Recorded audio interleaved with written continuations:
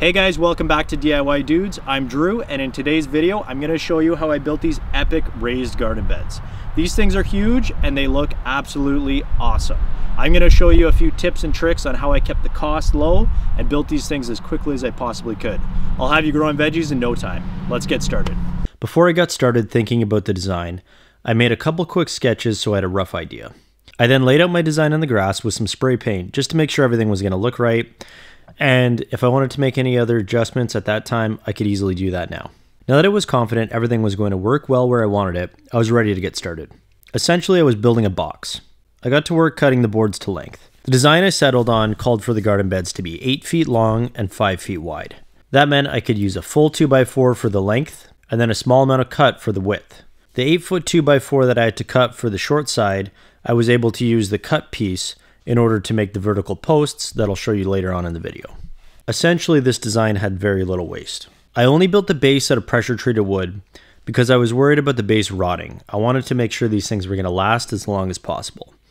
The pressure treated wood would stand up to the elements and probably last for a few years longer than just a regular piece of wood. Once I had the bases finished, I got to work on the caps. The cap was essentially the same design as the base, with two 8-foot 2x4s screwed to two 57.5-inch 2x4s that would create a 5-foot width and an 8-foot length. The top of the cap was dressed with 2x4s on their side and cut at a 45-degree angle.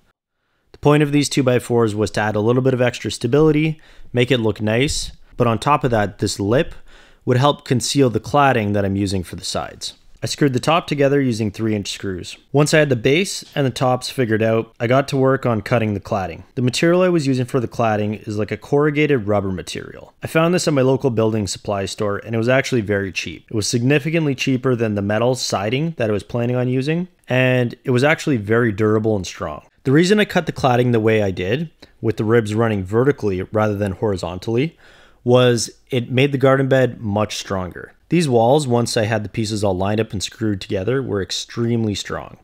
I was able to rough in all the pieces and just simply overlap the ribs to create the right width. I didn't really have to cut any of the pieces to length, which was nice. I then got to work screwing all the cladding to the base and the cap.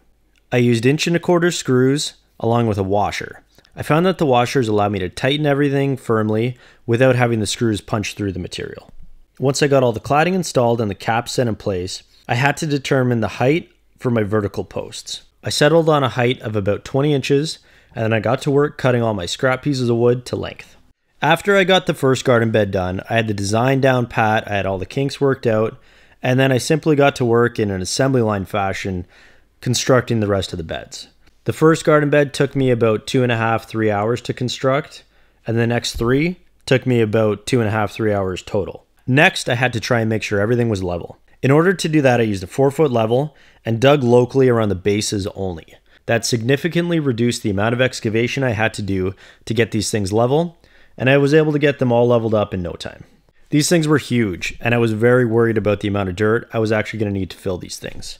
I was buying the dirt by the yard from my local garden center, and I was going to need literally tons of dirt to fill these 4 garden beds. I did a bit of research online, and I found a German gardening technique called hugelkultur. Essentially what that is, more or less, is you add a lot of logs and compost material to the base of your garden bed, and that will break down over time, help add nutrients to the soil, and on top of that, it cut the amount of dirt I needed in about half. Once I had all the logs roughed in, I added some sticks and some leaves to kind of fill in all the gaps before I added the dirt.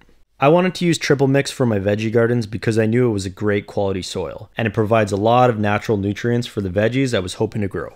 After everything was constructed, I got to thinking about how I was going to maintain these things, and I was a little bit worried about cutting the grass between all these garden beds. So I had some flagstones laying around, and I thought it would be a great finishing touch to add a nice flagstone walkway between the beds.